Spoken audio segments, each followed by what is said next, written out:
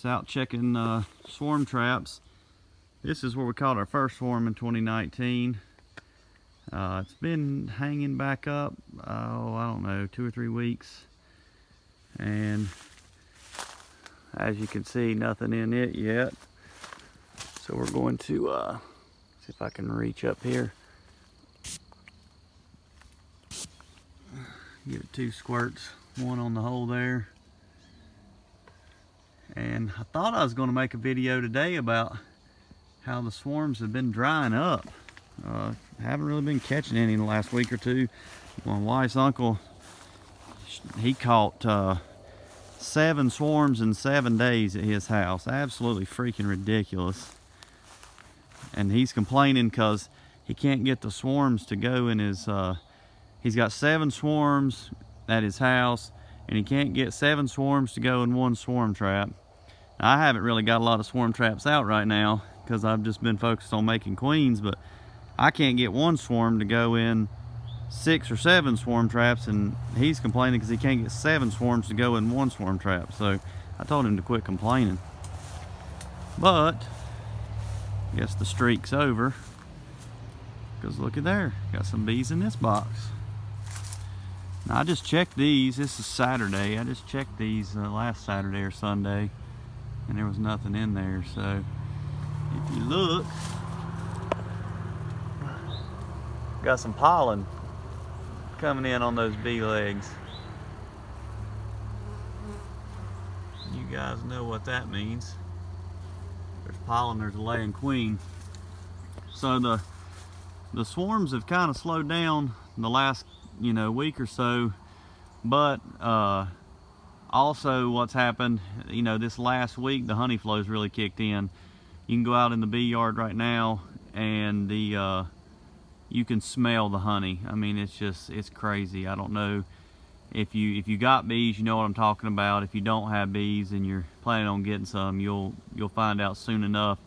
During your major honey flows, you can walk out in the bee yard and you can smell all the wax and the honey coming in where those bees are really fanning, and there's a lot of air circulation in the hive, and the smell just pours out of the hive. It's one of the best smells in the world, in my opinion. So anyway, I am not going to take this box down today. I might mess with it tomorrow, but I am going to go check a couple more traps. So let's go check another one. Looks like they've been cutting some hay at this bee yard. I really like this bee yard. I don't have a lot of bees here. I need to bring some more. But look how beautiful. This is the view. Can't beat that. Sun's going down. Never caught a swarm here. I'd like to catch one here, but I haven't caught any. Got some hives here for honey production. Hopefully they've not swarmed. Pretty tall. You can see they're full up. You can smell the honey. That's one thing I was talking about earlier when I was checking that other one. The reason I made the comment about the honey flow, when a lot of these hives, people that don't really watch their bees really good, or the wild hives that they don't have a human there to throw supers on top of them, they start producing honey. They run out of room, and that honey flow, that's when they're going to start swarming really good. So hopefully the honey flow starting will stimulate some swarming somewhere, start filling up our boxes.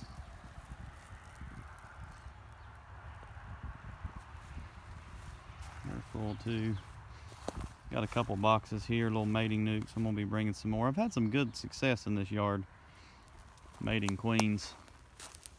Another thing you'll see is I'm not using queen excluders again this year. There was some talk, I think it was this week, on the North Carolina State Beekeepers Association. There's a group page on Facebook about queen excluders, whether people use them or not, and all that stuff. And last year was my first real year of not using them. Sounds hollow. Streak continues. No swarms here. Last year was my first year of not using queen excluders, and I tell you, I really liked it. And the reason that I started doing it was not you know, some people talk about the queen excluders damage the workers' wings and all that stuff and shortens their lifespan. I don't know, that could be true, but there's a lot of science that says that, you know, the worker bees, they bring the nectar back and hand it off to another bee, and then they go store it and the worker goes back to work. So I don't know if that's true or not, but there was somebody that talked on a video or in a seminar that I went to. Hey, look, I didn't even realize that stick had fell on my stand there. They talked about whether we would ever really realize the true potential of our queens if we kept them confined down in one box. And I really got to thinking about that, and I think there's a lot of truth to that. You know, when you keep the hive pinned down, or a queen pinned down with a queen excluder in one box, you're kind of making a lot of assumptions, in my opinion. You're assuming that that the science is correct, that the queen can only lay so many eggs, and that that she can only lay so many eggs, and by counting the cells on the frames and how many frames you have, that there's no way that she will fill that box up. So you're assuming that's correct. And I'm not saying whether it's right or wrong. I mean, it may very well be right, but a lot of times when we test theories and things that we think are fact, you know, sometimes they're not always, that's not always true. You know, things change. You're also assuming that the queen likes to lay laterally, you know, side to side, horizontal. That you're assuming that every queen likes a certain type of brood pattern. And I don't know that that's necessarily the case. You know, I think some queens like more vertical brood patterns, some like more horizontal. I'll tell you, you know, it may be anecdotal evidence and whatever, but last year, my first year not using queen excluders, I had a lot of mixed results. I had some queens that really struggled to keep an 8-frame hive full of brood. I had some queens that, you know, they did not struggle. I had a few queens that laid just the 8-frame box. I had some that laid the 8-frame box and then they laid 3 or 4 frames inside the super. And then I had some queens that laid, you know, 6 or 7 frames of brood in the hive body. They had 4 or 5 frames of brood in the first medium super, and then they even laid some brood up in the second super. And so it, you know, it makes you question, do we really ever realize the true potential of some of our queens if we keep them pinned down? And I don't know that we do. And then when you go to looking at your breeding stock, you know, do you breed based off of the size brood pattern that they lay? I don't know that a lot of people do that either. So just some thoughts that I've had running through my head and some things that I'm trying out in my apiary. You know, if that green hive there, for example, if that queen, if she lays that green hive body full, you know, good. If she lays up in the next 2 supers, that's fine too. What I'll do when I come out here to rob, another thing I did last year is I started using escape boards, and I don't know that I'll ever rob honey without them again. That's the greatest thing ever. I will go through all those supers, and every single frame of brood I'll leave in the box where they are. If that first white super, if it has 3 or 4 frames of honey in it, I'm gonna pull those 3 or 4 frames of honey out, and I'm gonna set them in an empty super. I'll have an empty super sitting right over here. I'll put those frames of honey in that super. If there's some brood up in that box that's not painted, the second super, I might take those brood frames out and put them down in the white super. I may just take and fill in. Say if I take 2 frames of honey here and 2 frames of honey over here, I may put in 2 frames of foundation on both sides, and same thing here. Whatever honey frames I take out, I may put a foundation in them, or I may switch it around. But I'll go through these supers and just pull my honey frames out, and I'll put them in an empty super over here, and I'll set that super full of honey frames and bees above my skateboard, and I'll just let them escape out. that's exactly what I did last year, and it worked out great. When I took these bees to Sourwood Honey Flow, they just jumped on those and they filled them right back up.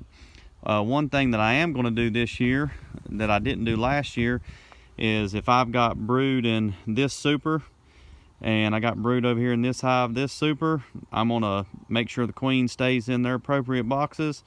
And whenever I put my skateboards on and run all the bees from the honey supers down in these boxes, I'm going to take those supers off that have brood in them. I'll take, say, that super and this super over here. I'll put both of those medium supers on a bottom board, slap a top on them, and I'm going to move them to another yard. Next day, I'm going to put in a mated queen. So I'm going to do that.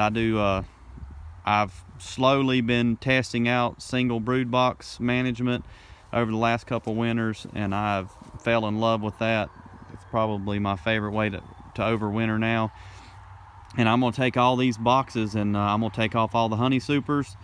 The supers that have brood, I'm going to use those to basically make splits with mated queens, and then I will leave my brood boxes just a single box full of bees, and then I'll start feeding those and feed them up really heavy and take them through the winter. So just a few miscellaneous things that I figured I'd talk about while I was checking some hives. But yeah, I mean, think about that with the queen excluders. I mean, I understand people's thought process. They don't want queens laying brood up in their honey supers. But you know, my thought process is, who cares?